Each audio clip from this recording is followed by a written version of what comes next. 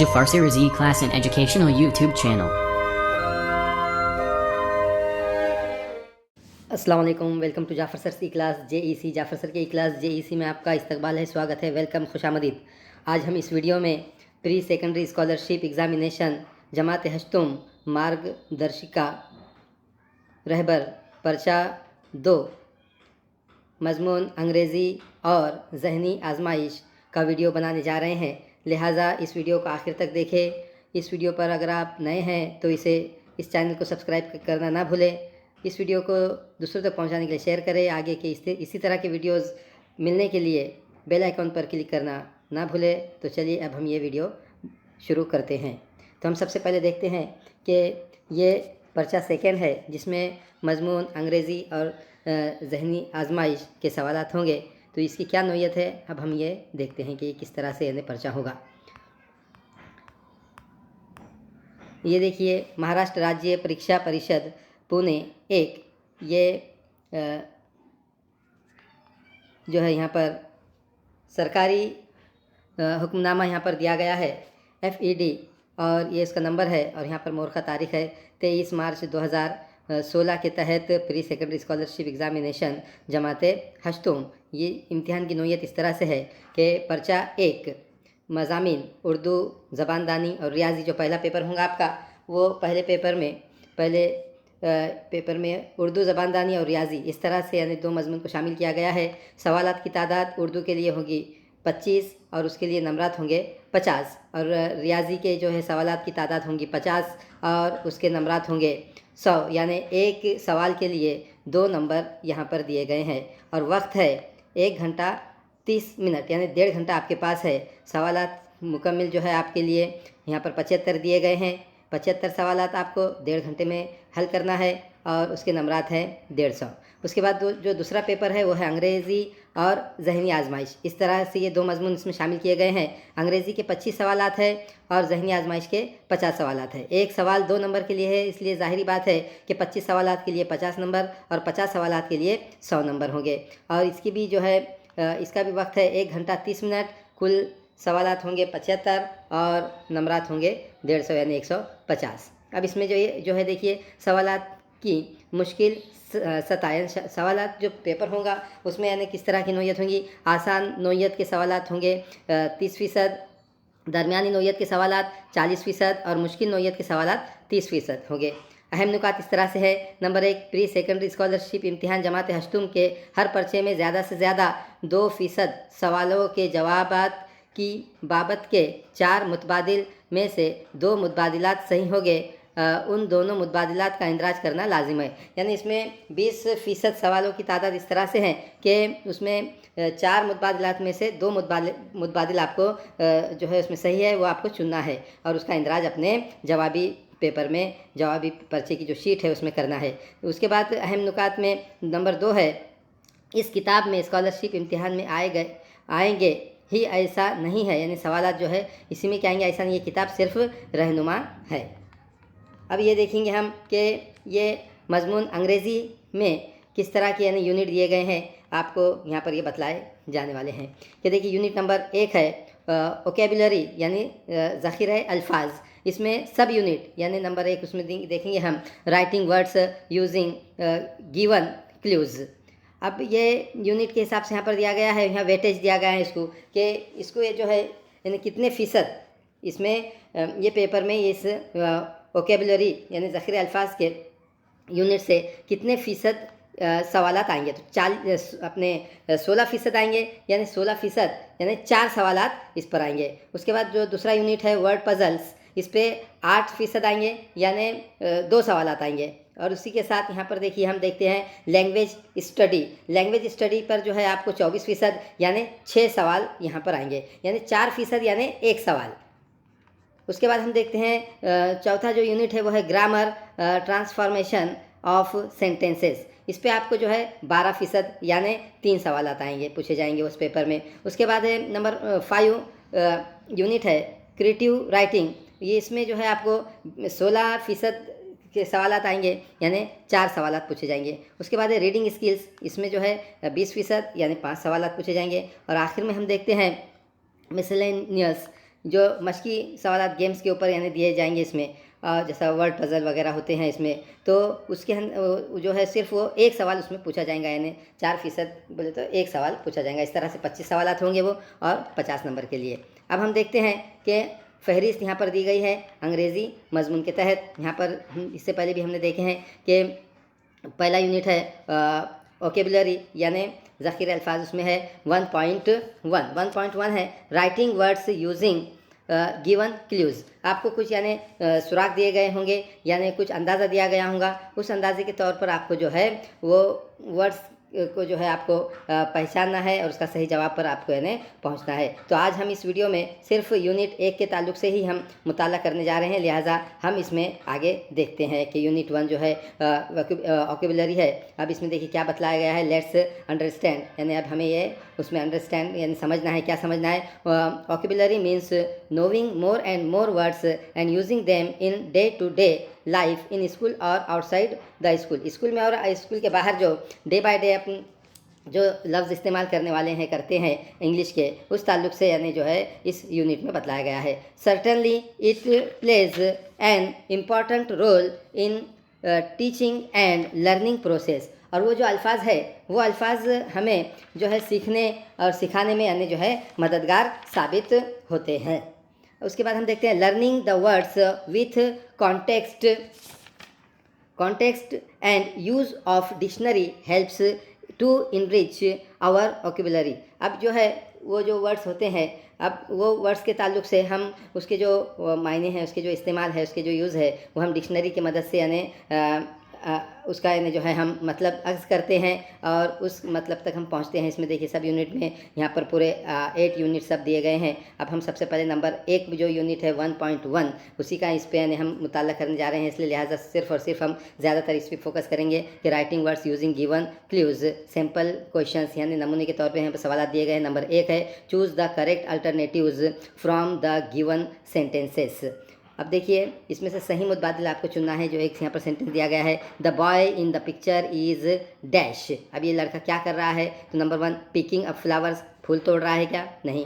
Number 2 sowing the seeds, बीज बो रहा है क्या? नहीं। नंबर 3 वाटरिंग द प्लांट, दरख्तों को यानी प्लांट को जो है नबातात को वो पानी दे रहा है, तो ये बिल्कुल सही है। नंबर 3 ऑब्जर्विंग द लीव्स, यानी पत्तों का मुशाहिदा कर रहा है, तो ये नहीं बल्कि तीसरा है। तो यहाँ एक्सप्लेनेशन में भी दिया गया है, देखिए इसकी तशरीह, इसकी वजाहत इस तरह से दी गई है कि option 3 is correct because it is clearly seen in the picture and rest of the 3 are not related to the picture. यानी नंबर जो 3 ऑप्शन है वो यहाँ पर सही है, और ये ऐसा यानी जो है क्लियरली हमें दिखाई दे रहा है पिक्चर में, लेकिन रेस्ट ऑफ 3 यानी जो इसके अलावा जो 3 ऑप्शन है तो वो इससे रिलेटेड, इससे ताल्लुक़ रखने वाले नहीं है। लिहाजा यहाँ पर देखिए जवाब जो है आंसर ऑप्शन 3 यानी 3 दिया गया है। यहाँ पर जो 3 का जो राउंड है उसको डार्क किया गया है। आपको भी इस तरह से आंसर शीट में इस तरह से करना है। आपको वहाँ पर क्वेश्चन पेपर अलग से मिलेगा और उसी के साथ साथ आपको एक आंसर शीट दी जाएंगी, और उस आंसर शीट में जो है आपके 25 जो है क्वेश्चंस के सामने इस तरह के 4 ऑप्शंस होंगे 1 2 3 4, और आपको जो सही मुतबादिल जो है लगता है उसे आपको डार्क करना है। नंबर 2, तो इसकी प्रैक्टिस के लिए भी आप क्या करेंगे कि आप जो है आपके एक नोटबुक में इस तरह के क्वेश्चन नंबर 1 2 3 इस तरह से लिख के उसके सामने जो है इस तरह से 4 आपको राउंड बना देना है, गोल बना देना है, उसमें नंबर 1 2 3 4 लिखना है, और उसमें जो है आपको डार्क करते चलना है। तो आपकी जो है इस तरह से अच्छी सी मश्क हो जाएंगी, जब क्योंकि इम्तिहान अब करीब है, फरवरी में इम्तिहान होने वाले हैं इसके। तो चलिए नंबर 2 हम क्वेश्चन देखते हैं। Observe the picture and point out the odd thing. इसमें ऑड थिंग जो दिया गया है वो ऑड थिंग क्या है, यानी इससे इस पिक्चर में जो है से गैर मुताल्लिक़ यानी क्या चीज़ है वो हमें पहचानना है। नंबर 1 है ट्रंक द लॉइन। अब देखो लॉइन को ट्रंक होती है क्या, सोंड होती है क्या? नहीं होती है, तो यही यहाँ पर फ़र्क हमें नज़र आ रहा है। तो देखिए अब दूसरे ऑप्शन हमें देखने की भी ज़रूरत नहीं है, ऐसा मैं समझता हूँ, इसलिए हम एक्सप्लेनेशन में जाते हैं। Because a lion has man, उसमें मैन होती है यानी ये आयाल जिसे कहते हैं, यानी जो गर्दन पे बाल होते हैं वो, टेल दूम होती है, एंड विस्कर्स उसके जो है मूँछों के यानी जो है बाल वो होते हैं, बट नॉट द ट्रंक, लेकिन ट्रंक नहीं होती, इसलिए आंसर होगा ऑप्शन नंबर 1। इसलिए यहाँ पर 1 को जो है डार्क किया गया है। इसके बाद देखिए क्वेश्चन नंबर 3 है द पिक्चर शोज़ इन्हें पिक्चर बतलाती है क्या। समर सीज़न, ये समर सीज़न है क्या, गर्मी का है क्या मौसम, नहीं। रेनी सीज़न, बिल्कुल रेनी सीज़न है, अम्ब्रेला नज़र आ रही है, रेन यहाँ पर से जो है क्लाउड से और स्काई से यानी नीचे गिर रही है, ऐसा बतलाया गया है। तो एक्सप्लेनेशन में आ जाते हैं। Because after observing picture, observing करने के बाद, पिक्चर का मुशाहिदा करने के बाद, we can clearly recognize that it is picture of rainy season. इसलिए क्या होगा आंसर ऑप्शन नंबर 2। यहाँ पर जो है 2 को जो है डार्क किया गया है। आपको आंसर शीट में सिर्फ 2 को ही डार्क करना है, इस तरह से लिखना नहीं है। नंबर 4 है, if it is cup and saucer, अगर कप एंड सासर है then what is knife and dash, तो नाइफ के साथ क्या होगा, स्पैड यानी फावड़ा। नंबर 2 बाउल यानी कटोरा। नंबर 3 लैडर, लैडर यानी सीढ़ी। नंबर 4 फॉर्क यानी वो कांटे वाला चमचा। तो देखिए एक्सप्लेनेशन में हम देखते हैं, जनरली यानी आमतौर पर people use fork with knife while eating, खाते वक्त जो है नाइफ के साथ फॉर्क को इस्तेमाल किया जाता है। आंसर होगा इसका ऑप्शन नंबर 4, यहाँ पर 4 को डार्क किया गया है। नंबर 5 है, my mother dash delicious cake, यानी मेरे वालिदा क्या करती हैं, केक बनाती है। तो अब यहाँ देखिए वो केक बनाने के लिए क्या लफ्ज़ आएगा, वहाँ पर हमें डैश में लिखना है। Number 1 bakes, number 2 boils, number 3 cooks, number 4 fries. तो एक्सप्लेनेशन में है as cooking, boiling and frying are not related with the preparation of making cake but baking is must for making a cake, यानी जो है cooking, boiling, frying ये cake के इसलिए इस्तेमाल नहीं हो सकता है, बेकिंग हो सकता है। इसलिए ऑप्शन नंबर 1 बेकिंग को जो है यहाँ पर डार्क किया गया है उसके राउंड को। नंबर 6 है, find out the odd words from the given clue which is not related with washing process. Washing process यानी जो धोने का अमल है, ये कपड़े वगैरह जो धोए जाते हैं उसके अमल में जो है नॉट रिलेटेड, हम अगर नॉट को अगर भूल गए तो रिलेटेड पे ही हम फोकस करेंगे तो हमारा आंसर यानी हम गलत आंसर पे हम पहुंच जाएंगे। तो नंबर 1 है रिंस, रिंस यानी कपड़ों को धोने के बाद जो है हर दोबारा पानी से खंगाला जाता है, उसे रिंस कहते हैं। नंबर 2 आयरन यानी इस्त्री करना। नंबर 3 स्पिन यानी उसे गोल घुमाना, कपड़े वगैरह डालने के बाद, डिटर्जेंट पाउडर डालने के बाद उसे जो है स्पिन के बटन को घुमा दिया जाता है और वो मशीन जो है स्पिन करती रहती है 10 मिनट 15 मिनट वगैरह। नंबर 4 ड्राई, ड्राई यानी खुश्क करना, सुखाना कपड़ों को। तो एक्सप्लेनेशन में देखेंगे rinse, spin and dry are words which describe producer of procedure of washing clothes, ये वॉशिंग क्लोथ्स के लिए बराबर है rinse, spin and dry. But ironing is the process which we do after washing the clothes, यानी कपड़े धोने के बाद, सूखने के बाद हम उसको आयरन करते हैं यानी इस्त्री करते हैं। इसलिए जो है ऑप्शन नंबर 2 ये आंसर यहाँ पर है, ये इससे ये आयरन जो है वो रिलेटेड नहीं है, इसलिए नंबर 2 को डार्क किया गया है। नंबर 7 है, read the following extract and choose the alternative which is not related with the extract. ये जो एक्सट्रैक्ट दिया गया है, ये जो इबारत दी गई है, इसके अंदर जो है ये किससे रिलेटेड नहीं है बतला रहा है, यानी जो रिलेटेड वर्ड नहीं है उसे हमने जो है पहचानना है, चुनना है, वो अपना जवाब है। Twinkle twinkle little star how I wonder what are you are up about the world so high like a diamond in the sky, ये जो पोएम है राइम्स है। तो नंबर 1 देखेंगे rhyme, number 2 rhythm, number 3 music, number 4 pros. Pros के ऊपर देखिए हल्के से नशर भी लिखा गया है। नशर यानी जो है ये सबक को कहते हैं, तो ये सबक नहीं है बल्कि राइम है, रिदम है इसमें, और इसमें म्यूजिक भी है। तो इसलिए जो है ऑप्शन नंबर 4 जो है ये करेक्ट है, जो इससे रिलेटेड नहीं है, वही उसने पूछा गया है। नंबर 8 क्वेश्चन है, a girl is gazing through, एक लड़की जो है देख रही है। गैजिंग का मतलब है घूरना, लेकिन यहाँ पर हम देखेंगे गौर से देखना, यानी थ्रू किससे देख रही हो, तो यहाँ पर देखिए यहाँ पर आया हुआ है माइक्रोस्कोप, यहाँ पर बराबर यानी जो है इसमें प्रिंट आई हुई नहीं है, इसलिए हम यहाँ बता दे रहे हैं, आप इससे जो है जहन नशीन करें। माइक्रोस्कोप है, नंबर 2 है टेलीस्कोप, नंबर 3 है हॉरोस्कोप और नंबर 4 है बायोस्कोप। तो आप देखिए माइक्रोस्कोप यानी हम खुर्दबीन कहते हैं, जो हम खुर्दबीनी जानदार, जो हमें आँख से नज़र नहीं आते ऐसे जानदार हम उससे देखते हैं, उसे हम माइक्रोस्कोप कहते हैं। लेकिन टेलीस्कोप, टेलीस्कोप यानी जो है दूर की चीज़ नज़दीक देखना, जिसे हम दूरबीन कहते हैं। तो ये दूर की चीज़, जो तारे, सैयारे, सितारे वगैरह ये रात में लड़की देख रही हैं, तो ये टेलीस्कोप इसका सही आंसर है। इसलिए क्वेश्चन नंबर मुतबादिल में जो है ऑप्शन नंबर 2 इसको यहाँ पर डार्क किया गया है। नंबर 9 क्वेश्चन है, choose from the alternatives a word which doesn't explain the action word to C.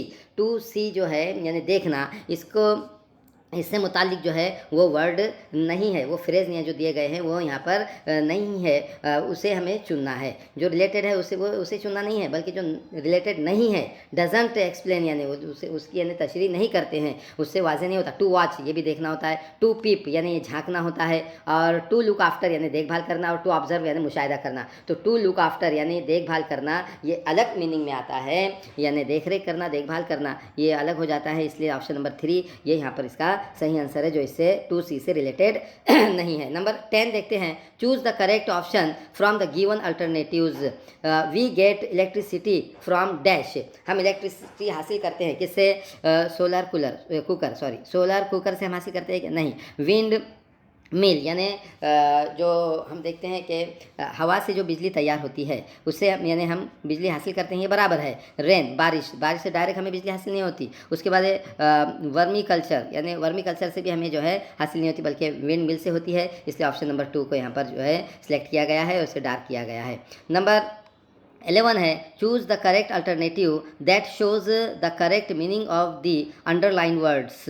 Underline word जो दिए गए हैं इसका मीनिंग यानी वो अपने को यानी बतलाता है। तो ऐसा कौन सा यानी लफ्ज़ है? नीचे ऑप्शन में 4 ऑप्शन में जो दिए गए हैं उसमें से Aniket always keeps his promise. Aniket जो है जो शख्स है वो हमेशा अपना प्रॉमिस क्या करता है? कीप यानी निभाता है। हाँ, तो he is a man of words, इसलिए उसे वो क्या हो गया? उसे क्या कहेंगे? मैन ऑफ वर्ड्स यानी अल्फाज को निभाने वाला, अल्फाज को की यानी जो है अपनी बात को यानी रखने वाला यानी वादा निभाने वाला यानी शख्स कहते हैं। तो नंबर 1 है ट्रस्ट वर्दी, trustless, can not trust, trustee. अब देखो ट्रस्ट वर्दी यानी भरोसे के काबिल, एतमाद वाला, और ट्रस्टलेस यानी बेभरोसा, कैन नॉट ट्रस्ट यानी भरोसा नहीं कर सकते, और ट्रस्टी जो है जिस पे यानी भरोसे वाला याफ्ता। तो यहाँ पर इसके लिए सही जो मौजू लफ्ज़ है वो है ट्रस्ट वर्दी। यहाँ पर इसलिए ऑप्शन नंबर 1 को जो है सही करार दिया गया है ये फ्रेज़ को, उसकी वे इस फ्रेज़ के लिए। नंबर देखो 12 है, choose the correct alternative that shows the correct meaning of the underlined phrases. ये अंडरलाइन फ्रेज जो दिया गया है इसके लिए करेक्ट यानी जो है हम वर्ड्स क्या इस्तेमाल कर सकते हैं उसके मायने के मुताबिक। In order to achieve his goal, अपने गोल को अचीव करने के लिए, अपने मकसद को पूरा करने के लिए, एंड ऑब्टेन्ड सक्सेस, और सक्सेस हासिल करने के लिए, ही पुल्ड हिज सॉक्स अप, उसने अपने जो है मोजे ऊपर खींच लिए। यानी अब क्या हो गया? इसका मतलब क्या होगा कि तैयार हो गया है ना उसके लिए, यानी उसने कोशिश की, ऐसा यानी हार्ड काम किया उसने। तो नंबर 1 है विदाउट इफर्ट, बगैर कोशिश की। नंबर 2 है to wait for an opportunity, यानी वो इंतज़ार कर रहा है कोई भी यानी अपॉर्चुनिटी का, मौके का। नंबर 3 है टू ट्राई कैजुअली यानी इत्तेफाक से कभी कभी तो भी यानी कोशिश करना। और नंबर 4 है टू वर्क हार्ड यानी सख्त मेहनत करना। तो आप उसके लिए सख्त मेहनत ही करना होगा, उसके बगैर यानी आपको सक्सेस यानी नहीं मिल सकती। इसलिए ऑप्शन नंबर 4 ये करेक्ट है, इसे यहाँ पर डार्क किया गया है। अब उसके बाद हम देखते हैं कि हमें यहाँ पर नज़र आता है question number 3, which pair is the odd one in the following pairs. इसमें से एक जो है गैर मुताल्लिक़ जोड़ी है, जो मुताल्लिक़ नहीं है, रिलेटेड नहीं है। बर्ड्स फ्लाई, परिंदे उड़ते हैं, ये सही बात है। लैंप जंप यानी जो मेमने होते हैं, मेंढे के जो बच्चे को लैंप कहा जाता है, वो यानी जो है जंप यहाँ पर बताया गया है। हॉर्स गैलॉप, हॉर्स के जो यानी चलने की यानी दौड़ने की जो आवाज़ है इस तरह की, तो उसे गैलॉप कहते हैं। और स्नैक स्लीथर यानी जो है सांप का जो रेंगना होता है उसे ये कहते हैं। तो ये जंप जो है यहाँ पर बराबर नहीं है, बल्कि इसके लिए स्किप्स आता है कि वो कैसे तो भी यानी निकल गया। तो इसे इसलिए जो है नंबर 2 ऑप्शन यहाँ पर सही है, और इसीलिए उसके जवाब को जो है डार्क किया गया है। अब देखिए यहाँ पर प्रैक्टिस एक्सरसाइज है 1.1, जिसका हम देखेंगे, मुताला करेंगे। आपको इसके आंसर के लिए जो है क्या करना है, ये पूरे इसमें क्वेश्चन 15 दिए गए हैं। आपको क्वेश्चन 15 के सामने 4 राउंड 1 2 3 4 के यानी लिख देना है प्रैक्टिस के लिए। आप इसके साथ यानी मेरे साथ प्रैक्टिस कीजिए ये वीडियो देखते देखते, और इसे यार इसका मुताला करते हुए और उसे डार्क करते चलिए, तो आपको अच्छी तरह से इसकी मशक होंगी और आप इस वीडियो में बने हुए रहेंगे। नंबर 1 है, इफ़ चिलीज़ आर हॉट, अगर मिर्चियाँ तेज़ होती है, हॉट के माने यहाँ गर्म नहीं लेंगे, यहाँ तेज़ लेंगे। देन एप्पल्स आर, तो एप्पल्स कहते हैं कैसे होते हैं? नंबर 1 अब red, number 2 juicy, number 3 sweet, number 4 sour. अब तुम बोलेंगे रेड भी तो होते हैं ना, लेकिन वो दिखाई देने में होते हैं, लेकिन अगर उसका हम टेस्ट यहाँ पर जो हॉट बताया गया ना, ये टेस्ट बताया गया है, तो ये कैसे होते हैं फिर? टेस्ट में स्वीट यानी मीठे। इसलिए जो है ऑप्शन नंबर 3 यहाँ पर जो है करेक्ट है। आप इसे जो क्या करेंगे, इसके राउंड को डार्क करेंगे। नंबर 2 है, if it is egg boil, अगर यानी जो है अंडे को उबाला जाता है, तो देन व्हाट इज़ इडली, तो इडली को क्या किया जाता है? स्टीयर यानी उसे घुमाना चम्मच वगैरह से।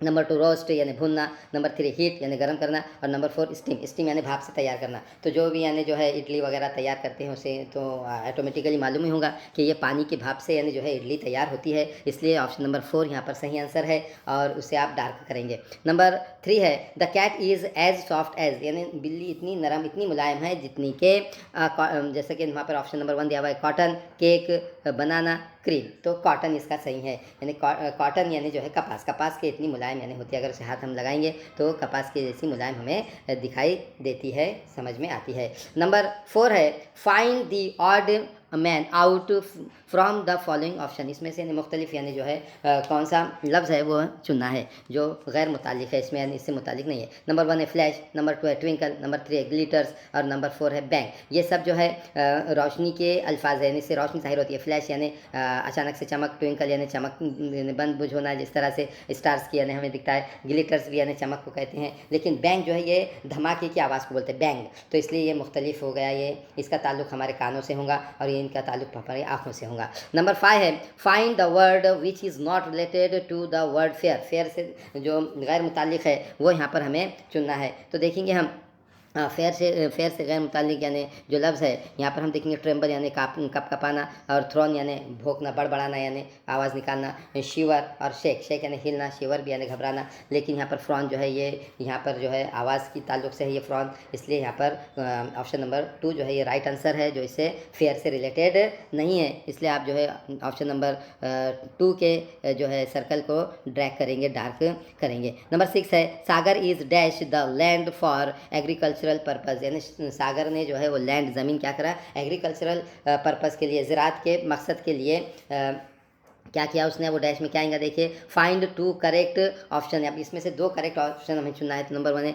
कल्टीवेटिंग, कल्टीवेटिंग यानी ज़राअत करना, तो ये बराबर है, यानी ज़राअत के लिए यानी वो ज़मीन क्या किया है उसने लिया है, अब वो ज़मीन पे क्या करेगा ज़राअत करेगा, तो ये नंबर ऑप्शन नंबर 1 ये भी करेक्ट है। और नंबर 2 है सर्चिंग यानी तलाश करना, ये नहीं है इससे मुतालिक, डेवलपिंग यानी उसमें नशोनुमा के लिए, तो ये भी बराबर है। और नंबर 4 है नॉन ऑफ दिस, तो ये गलत है। तो आपको जो है इसमें इस तरह से अगर फाइंड 2 करेक्ट ऑप्शन अगर दिया गया है तो आपको दोनों के दोनों जो है राउंड को गोल करना गोल को जो है ड्रैग करना होगा, डार्क करना होगा, 1 को भी और 3 को भी, किसी एक को करेंगे तो आपका आंसर वहाँ पर काबिल कबूल नहीं समझा जाएगा, करेक्ट नहीं समझा जाएगा, रॉन्ग हो जाएगा, आपको उसके नंबर नहीं मिलेंगे। नंबर 7 है when God created teachers he gave us specially friends to help us to understand, when God created teachers he gave us specially guides to show us ways to grow, really God created teachers in his wisdom and his grace to make our world a better place, यानी teacher के ताल्लुक से इसमें यानी जो है ये एक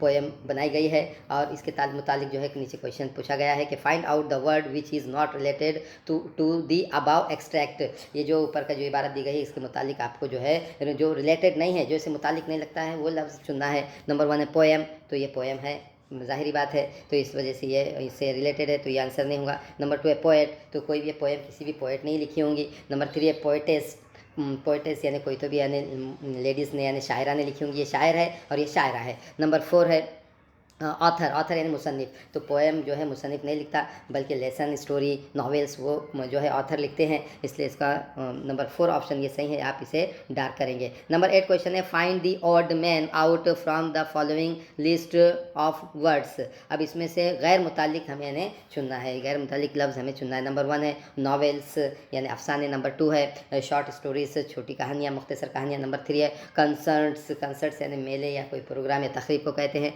और नंबर 4 है पोएट्री, तो ये पोएट्री में भी नहीं आता, यानी इससे गैर मुतालिक जो है ये सब मुतालिक वाले नॉवेल्स शॉर्ट स्टोरीज़ पोएट्री, लेकिन कंसर्ट्स ये है जो है गैर मुतालिक है, इसलिए ऑप्शन नंबर 3 यहाँ पर जो है सही आंसर है, आप उसे उसके जो है सर्कल को डार्क करेंगे। नंबर 9 क्वेश्चन है choose the correct picture for the given game and fill in the blank. Number 1 है बैडमिंटन रॉकेट, तो ये सही है। बैडमिंटन रॉकेट यहाँ पर जो दिया गया है ये सही जोड़ी है। उसके बाद है आर्चरी बाव, यानी जो ये तीर कमान का जो मामला है, यहाँ जो निशानेबाजी होती है वो खेल है। नंबर 3 है क्रिकेट और बॉल, ये भी सही है। और नंबर 4 है हॉकी डैश। अब हॉकी के लिए क्या होगा, हॉकी भी जो है स्टिक से और बॉल से खेली जाती है। तो ये नंबर 1 जो पिक्चर है वो स्टैम्प का है, ये क्रिकेट से मुतालिक है। नंबर 2 है फुटबॉल है, ये फुटबॉल से मुतालिक है। नंबर 3 है हॉकी स्टिक एंड बॉल, तो ये जो है नंबर 4 के लिए हमें पहचानना है। तो हॉकी के लिए जो है नंबर 3 का ऑप्शन ये सही है,